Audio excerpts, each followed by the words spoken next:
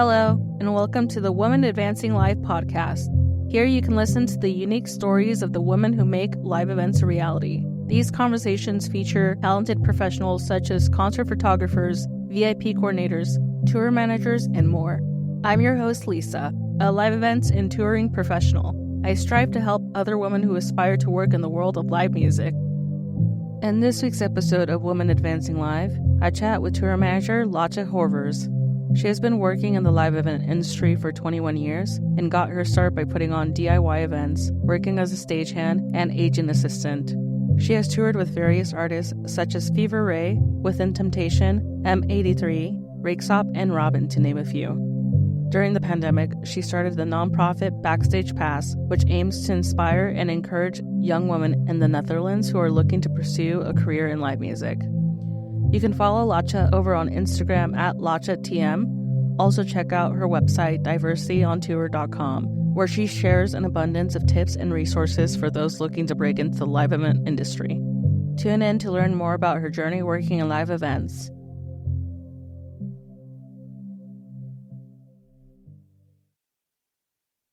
Hi everyone, welcome back to another episode of Women Advancing Live. Today I'm joined by Lotje. Hey Lotje, how are you doing? I know you literally got done doing a tour, so you're probably really tired. I'm good. I am pretty tired, yes, but also full of energy from having had a really good tour. You're probably still on the rush of it, huh? Yep, exactly, yeah. Well, thank you for coming on the podcast amid your chaotic schedule. I've been really looking forward to this interview and getting to chat and learn more about your career journey. But before we get to the interview, I like to start off with some quick icebreaker questions. The first one I have for you is, what is a necessity you have to pack with you for a tour? I always treat myself to like a really nice snack that I pack for myself. So that when I get to my first place, I'm like, ooh, I get to have this nice snack. And I also pack my slippers just to have in my hotel room. It just makes it a bit more homely. Ooh, yeah. Slippers are so cozy. It just makes everything so much more comfortable. Yeah, exactly. They're comfortable. And also since about a year, I have been bringing Christmas lights to put in my bunk, which is, it's just a bit cozier than just this bright bunk light. Oh, yeah. The lighting's probably not as harsh. Exactly. And it just is kind of cozy to have a decorated bunk. And I put some Polaroids of my cats and my husband up too. Oh, that's cute. I like that. Awesome. Next question I have is, what is a song or artist that you are putting on loop at the moment? Ooh, good question. I was listening to Billie Eilish's song from the Barbie movie on repeat last night. It's just so good. And I am a big ABBA fan. I really like ABBA. And we were in Sweden this week, and we were actually staying at this hotel that is adjacent to the ABBA museum. And from my room, you just heard nonstop ABBA. So I'm a little ABBA'd out at the moment. That's funny. That's a good artist, though. A lot of super catchy songs. They do, yeah. They're awesome. I went to see the show in London with the holograms, and it was incredible. It's like top 3 shows I've ever seen in my life. It was so good. Oh, that's actually a good segue to my next question is, what is one of your favorite concerts? Well, it's up there for sure. I want to say probably one of my favorite shows was my first ever show, because when I was 14, I went to see Silverchair at the Paradiso in Amsterdam. And I had seen local bands before, but that was the first band that I saw that I was a fan of, and that was an international touring band, and it just was the happiest moment of my life so far anyway. And it was just awesome. And it was before I had ever was even thinking of working in live music, but it definitely planted that seed, I'd like to think. And then as an adult, I saw Tool, and they were my favorite band throughout my teens. So, and they put on such a good show production wise, and just, I loved it. It was so good. And yeah, it's a long time ago, but it's still one of my favorite shows ever. Ooh, yeah. I saw them in 2022, I think. But yeah, their production was insane. So it sounds like they're just really consistently amazing. I'm going to see them hopefully in a few months when they come to Amsterdam, and I can't wait. Oh, yeah, that's so exciting. being able to see an artist you've been a fan of for so long in concert. Absolutely. I have to catch up on their later stuff. Awesome. Thank you for answering those icebreaker questions. So now on to the interview. And to start off, can you please share how you got started in the industry and your journey up until now? Yeah, sure thing. So as a teenager, I grew up in a small town in the south of the Netherlands where there wasn't really that much live music. And I was obsessed. Since the first show, I was super obsessed. I loved live music. I had heard that before I went to my high school, there had been a rock festival at the school called Sophie Rocks. And I was like, why isn't that anymore?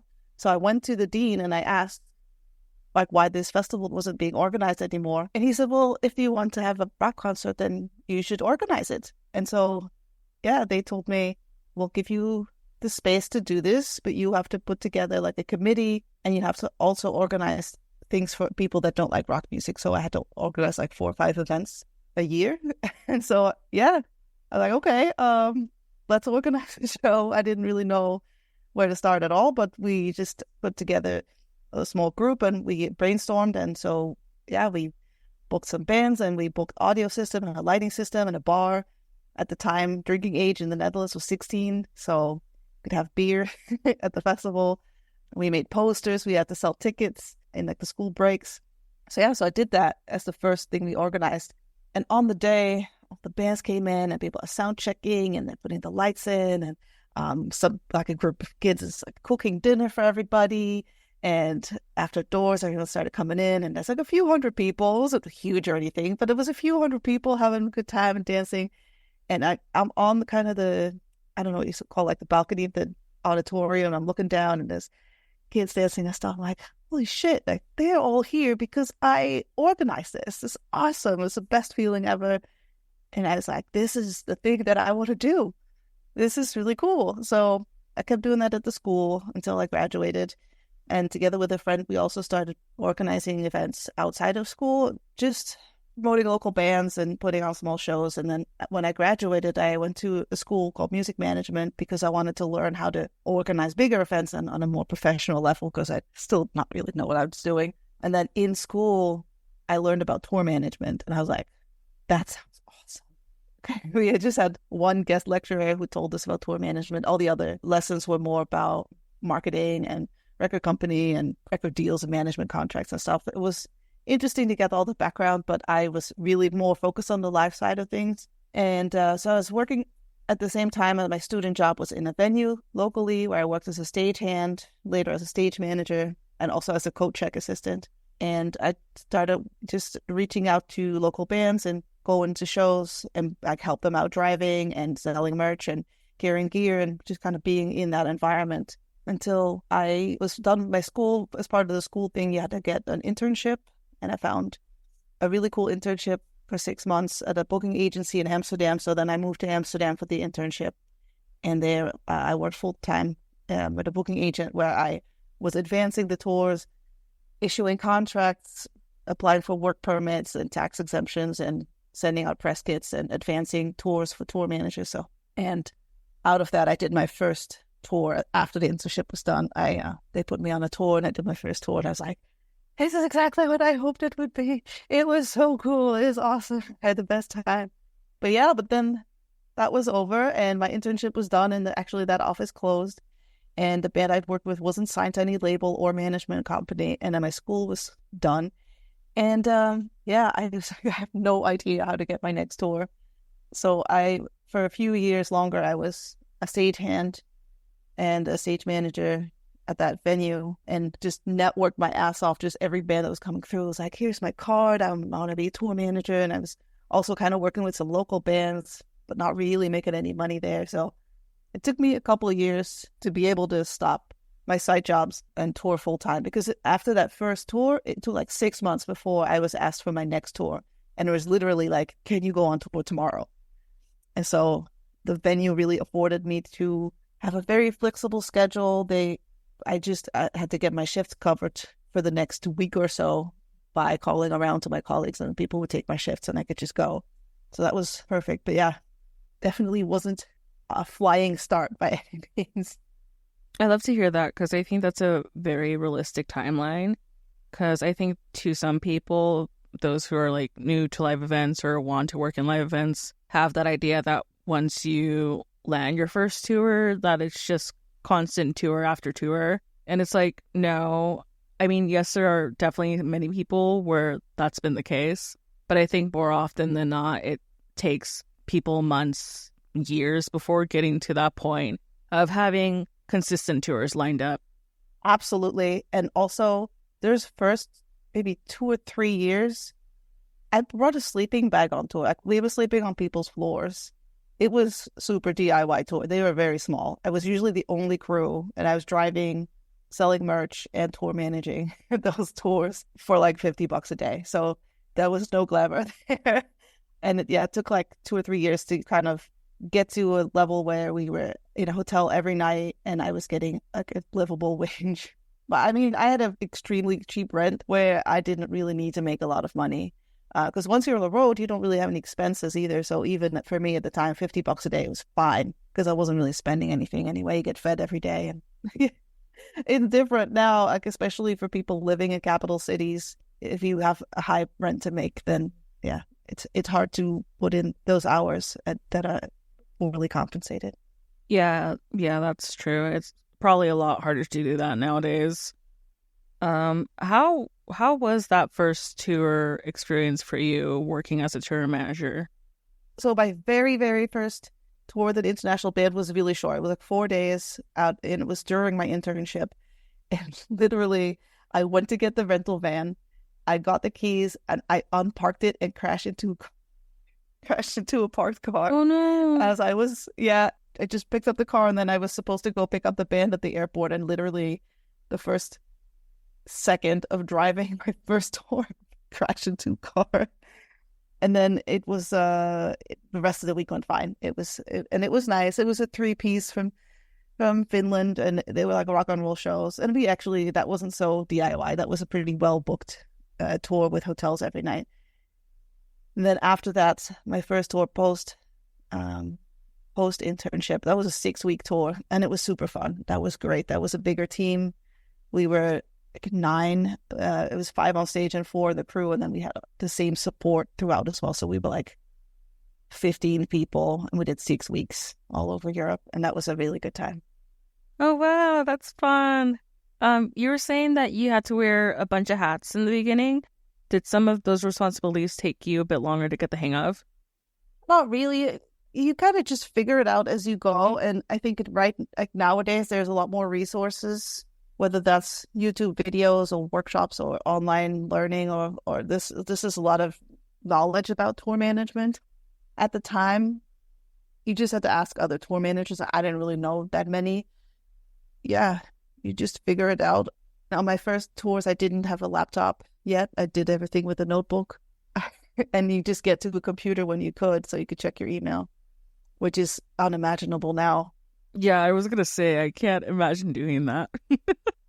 No, when I talk about it now, it's hard to imagine that I was working in a time where things were so different, and it makes me kind of feel like I'm talking about the 70s or something, you know? And people are dancing tours on faxes. But yeah. So when you were starting out as a tour manager, because I know that a TM has so many responsibilities, like you're running the whole thing. Did that take you a while to get comfortable in that role, or after the first tour, you're like, yeah, I think I got this down? I think over time, when you grow into your career as a tour manager, then your responsibilities also change. So on a van tour, with like a DIY punk band, there's just a lot less responsibility and a lot less tasks. I don't know that I would even really need to do a basic budget because they probably did it themselves. Again, I really remember, I don't think I was budgeting those tours, but also there's not like a tight promo schedule or a long day of load-ins and advancing crew calls and all this stuff. You just like, okay, well, doors are at 7. We got to get there somewhere around 3 or 4 so we can sound check and eat and then do the show and go to wherever we're sleeping that night, and kind of just overseeing everything and make sure nobody leaves anything behind and that you know where you're going. And then I think, at least for me, because I did so many years of kind of growing into it and then building my career, you become automatically used to your responsibilities, and then as you grow, more things are added, and it's not such an overwhelming amount to tackle. Okay. What would you say after all this time are some skills or attributes you have that make you a successful tour manager? Well, I'm a very easygoing person in a social setting. I get along with almost everybody, and I think that goes for everybody that works on tour. Besides your skill set, you just have to be a pleasant person to be around, to be asked back, and just be sociable, and not just kind of fun to hang out with, but also just a team player and help each other out when you get to a place, help each other carry bags and stuff. When you tour manage, you're working on keeping the day organized, and you're kind of working ahead for what's coming next. And while you're doing your work, you are being interrupted constantly. Or, oh, have you submitted the guest list yet? Oh, can I add my friend to the guest list even though you've already submitted it? Oh, we're out of towels. Oh, we need to order after show food. Or, oh, like it's constantly just interrupted. And then you need to get back and focus on the task that you were actually doing. So you super multitasking, basically. What else? I think you have to be communicative. I try to really be as communicative as possible. I think it's because I have everything in my head, but that doesn't mean that everybody else knows what's going on. So I try to be very structured and send out a day sheet every day at the same time so that everybody knows what's happening for the next day. I use Master Tour, so people have all the information on an app on their phone anyway, but it's good to remind them. And then with Fever Ray, that's where I kind of picked up that skill, that habit, and I try to implement that on every tours. We have a meeting before soundcheck on stage with the whole team, and we just kind of run through the rest of the day and the plans for tomorrow. So I think being communicative is very important. And another big thing is being proactive. And in order to be proactive, I think you need a bit of experience, because through experience, you know what needs to be done. And if you know what needs to be done, then you can be proactive and do it without somebody asking for it. I think that's very true. That's something that takes me a while. Like eventually becomes second nature, then you won't need to look at a list every time. Exactly. And I never used to use checklists. I started writing a book about tour management during COVID because I had nothing to do. And so for the book, I made all these checklists. And then post-COVID, I'm like, do I even remember how to tour manage? And so that I was using my own checklists to make sure I didn't forget anything. And now a few years later, I don't really use them anymore. But yeah, they were really handy when I got back into them. I'm like, just to make sure you didn't forget anything. It'd be handy. That's funny. It's like, thank you to pass me for doing this. Exactly. I now also use a packing checklist when I pack my suitcase for tour because, yeah, more often than not, I would forget like my hairbrush or some small thing that you use every day. But I definitely use a checklist for that now. How was the pandemic time for you with like the industry being on pause? Was it a period of self-reflection and finding out more about yourself? Yeah. I mean, it was a bit confrontational because, well, to do a job on tour, you really have to love that lifestyle and job. And because you live your job, you know, when you're on tour, you're pretty much at work the whole time. So you heavily identify with that lifestyle and with that job. So when that falls away, it's suddenly like, okay, who am I if not a tour manager? But yeah, I was still a great person, I thought, without I know, but I mean, I like my own company, and I ended up doing all kinds of other things. I started volunteering at a petting zoo to take care of the animals, and I found some online producer work to do, and clearly started the Backstage Pass that you already mentioned at the intro. I was doing a lot of mentorship programs for young tour managers, and spoke on a bunch of panels, and was quite active online, also to maintain and expand my own network. But also I wanted to be visible for young women, just to see that you can also be a tour manager when you're a woman. I don't know. I didn't know any women tour managers when I started, so I think it's good to be visible. And I also think it's good to be approachable. And if anybody has any questions, they can always reach out to me. Yeah, I love that because I think that's how I came to know you. Like I saw you were so active and very involved in the community by like being a guest on virtual panels. and being featured in interviews. And I could tell that you were just very, very passionate about using your experience to teach and give back to the next generation of aspiring live event professionals. So you were very inspiring to me too, because you're right. Like, it's probably a lot better than it was back when you started, but I still feel like there's a lack of diversity and representation of people from different backgrounds and women working in live events, especially in management and production roles. Absolutely. And then even then, a lot of women, you see them in more assisting roles than managing roles. But thank you for your kind words. Yeah, I just want to really be approachable, because it can seem kind of intimidating from the outside when you're like, oh, I'd love to work in music, but I don't even know where to get started. So I'm always happy to answer questions. At some point, I got these same questions so often about getting started that I recorded a workshop together with some other people that I put out online for free for people to watch, just to talk through like all the things you can do to get yourself started, just to make it a little bit less intimidating and complicated looking. Yeah. And can you talk more about the Backstage Pass nonprofit that you started? I know you made it to inspire women in your local community who were wanting to pursue a career in live events. So I would love to hear more about the work that you've done with that. Yeah, absolutely. It was actually inspired by the 3T project in the UK, which is hosted by a Native Management. I don't know if you are familiar with it, but it was awesome. They did an intense 6-week course for 10 Black women to learn hands-on skills to become a technician on tour. It was great. They just gave them all this knowledge and experience just to get them ready to work.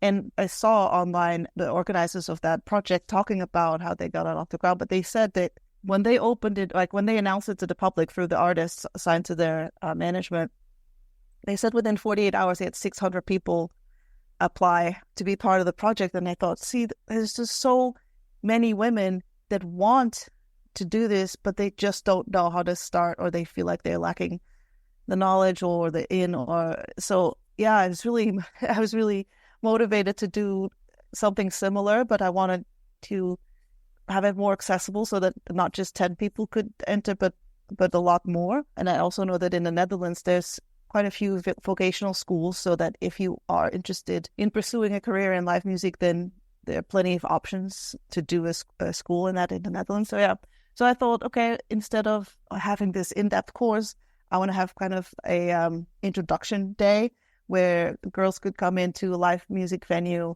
and play with the sound and light consoles and just kind of see what that does, and have women professionals explain how it all works in a very accessible way, in a very short way also, because if you're going to get 50 girls through the door within a few hours, then you all want them to have an hands-on experience, then yeah, you got to keep it short. And so this is pretty much the concept that we ran. We did 5 days called Inspiration Days in 5 locations in the Netherlands. And for each day, we had 4 women professionals, usually a tour manager, a backline tech, a front of house, audio engineer, and a lighting designer, talk about their respective professions. And we had a tour bus parked outside. So the tour manager did a little tour of the tour bus so they could see what that looks like on the inside. Tour manager talk a little bit about tour management, and then a bit about audio, a bit about lights, and a bit about backline.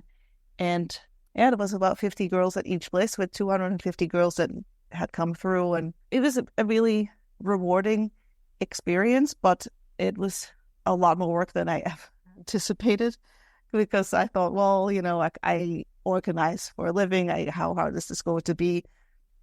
By the time we finally were able to do the projects, lockdown was over and we were just like back at work full time. So yeah, it was a lot. Yeah. Because it's not just something that I could just run through my own bank account, for example. So we had to create a nonprofit organization. And for that, you have to get notarized. We had to select board members. I don't know. There's just so much paperwork involved when you want to do this kind of, it's basically starting a new company. Oh, wow. Yeah, that sounds like a lot. That must have been so exciting, though, for the girls to be able to get that hands-on experience. It must have been the first time for a lot of them. Oh, yeah.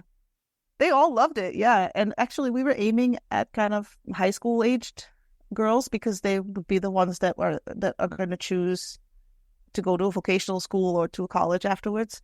But we ended up actually having quite a few women in their 20s and 30s as well that were either just interested or thinking about maybe switching careers. And yeah. Yeah. I think that being able to reach those few hundred people and give them that first intro and lens into the live event industry was probably very inspiring for them. And they took away something from that experience. Yes. And we haven't shut down the nonprofit. And in the future, I definitely want to keep doing something. But yeah, it's hard to say. We did do some polling with people, and they said almost all of them, they loved it. They were super happy that it was taught by women, which was a difference. And almost all of them were like, yes, I've been inspired to now pursue a career in music. But I think later on, I would rather work on doing more in-depth workshops. So maybe for 10 girls at a time, do like a 1 or 2 day course about lighting or audio or something like that. Yeah, I think there's so many ways you can go about it and a lot of ideas you can play with. But yeah, that's awesome that you were able to do that. I think about 20 when I decided I want to work in live events, and like it would have been nice to have something like that when I was starting out or even younger. Because growing up, like I was always interested in wanting to work in something related to entertainment or the arts, like film, theater, music, but I just never thought about it seriously. Like maybe it's not something I can make a viable career out of. So it was just, I wouldn't say discouraged, but I wasn't encouraged to pursue a career in that field. Right. So what changed that perspective for you? Seeing others, seeing people succeed and make a career in it. I think for me, it just was the lack of knowledge of how this industry works. Like for music, live events specifically. I mean, I didn't go to my first concert until I was 19. And I remember I watched the crew working and thought, oh, I wonder what that person does, like what their job was specifically. And I think from that moment is where I decided to do more research about what goes into putting on events and all the different departments and roles involved. And I think there's probably a bunch of people like me, like you don't really think about the things that go into putting a concert together, and there's so many people involved, and that this is something you can be a part of and make a living out of. Yeah, it's not one of the careers they tell you about in school. Yeah, exactly. So I think that's awesome what you did with those 250 girls and being able to give them a look into the concert industry. Yeah, you never know. It could have planted a seed with any one of them, but if anything, just to make these badass women visible that are working behind the scenes. And yeah, that was cool. Yeah, that too. Yeah, I know that you're very passionate about giving back and mentorship, and you're a big advocate for diversity and inclusion in the industry. Is there like a specific instance or experience that sparked that interest for you? Well, a bit. When I was working at the venue as a stagehand and I was figuring out how on earth I was going to become a tour manager, I remember asking the tour manager of like an American rock band that was playing, and I was like, "Oh, you're the tour manager? I really want to be a tour manager one day. Like, how did you get started?" And he's just like, "Oh, don't do it. It sucks." And I was just like, "Okay, sorry." But yeah, I was like, "Oh God." Now that I got an established career as a tour manager, I definitely would never want to shoot anybody down like that. And also, I still love my job a lot.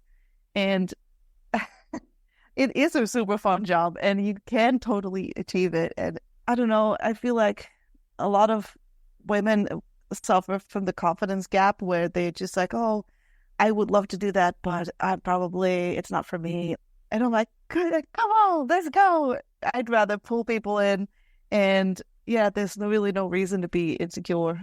That small interaction for me definitely planted the seed that years later now I am definitely passionate about being warm to women that want to enter the industry and want to help them, because there are plenty of factors that make it harder for women to enter the industry. But it's always given me a lot of joy, and there's room for plenty more of us. Yes, there is. You're totally right. definitely a space for every woman working in live events and who want to work in live events. Yeah, exactly. And I think it's important to lift other women up as well.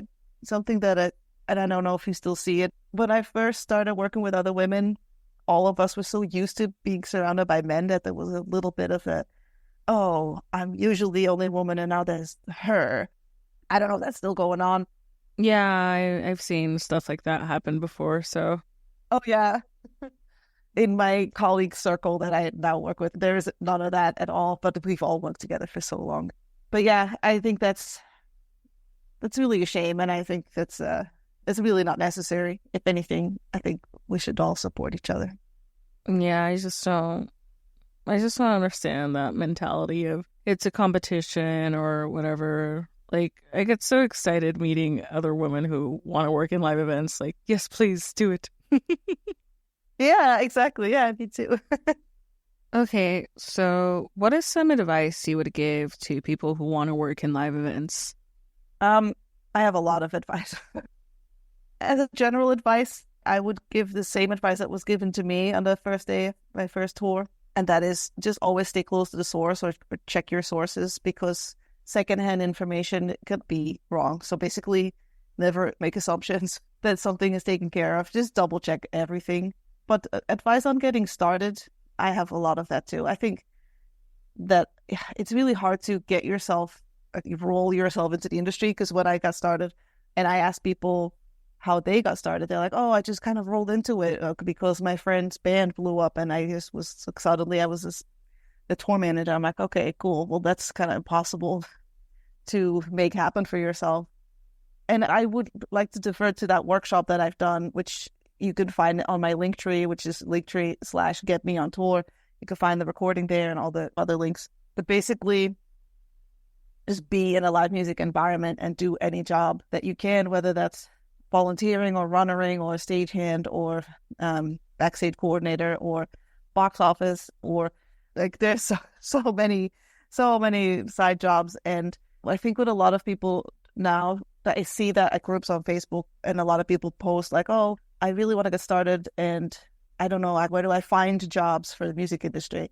There isn't really platforms where you will find a lot of jobs, because there are just a lot of people that want those few jobs. So it's not really necessary to post those jobs anywhere. So get proactive. If you want to work in touring, you have to be proactive anyway.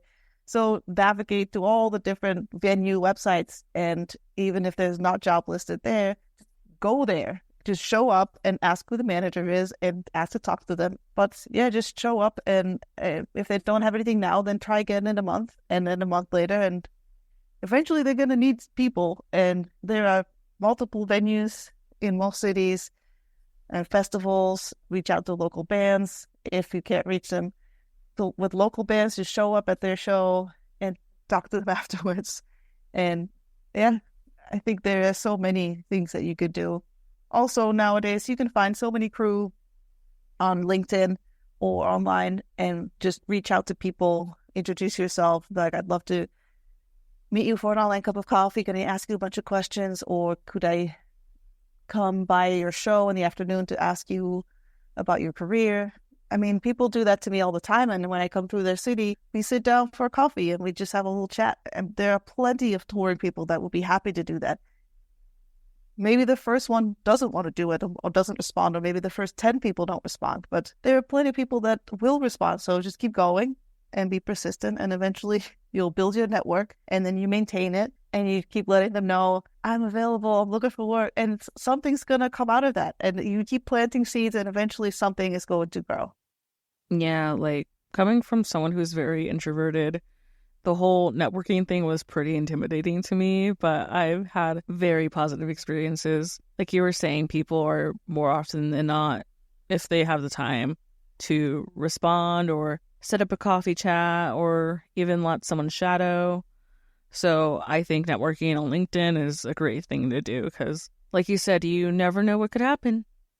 Exactly. Yeah, exactly. And I definitely got in touch with people in the pandemic, whether they've reached out to me that wanted to be tour managers that have kept in touch with me over the years.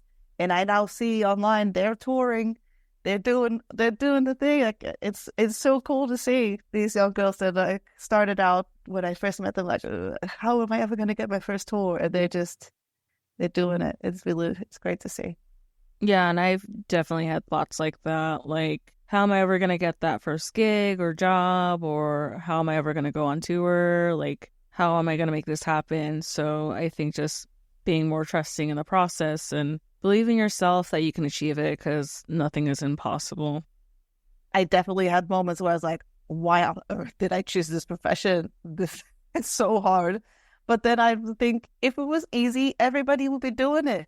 It's totally worth it. So, but you have to really want it, because it is definitely not an easy life. I still sometimes have to hustle to get my next tour. Like freelancing is hard, and living your life on tour, it's also hard because you're away from your loved ones for long periods of time. But you do get to travel the world and do lots of cool stuff and work in live music. So Yeah, definitely.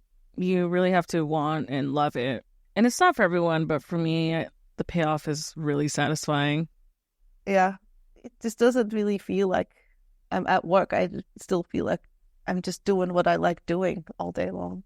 Yeah, exactly. I really enjoy it. All right. Well, thank you so much again for joining me on the podcast today. It was so fun hearing from you and learning about your journey and hearing all the insight you've shared. It's been, even for me, very inspiring. Wow, thank you so much. My pleasure. I hope you have a good rest of your day. Take care, Lotje. Thank you so much for tuning into this episode of Women Advancing Live. If you enjoyed the conversation, make sure to rate the podcast and give us a follow. You can also check out our Instagram at Women Advancing Live and our website www.womenadvancinglive.com to stay updated with all news and content. You can connect with Lotje over on Instagram at LotjeTM, and also make sure to check out diversityontour.com. That's it for today. See you down the road.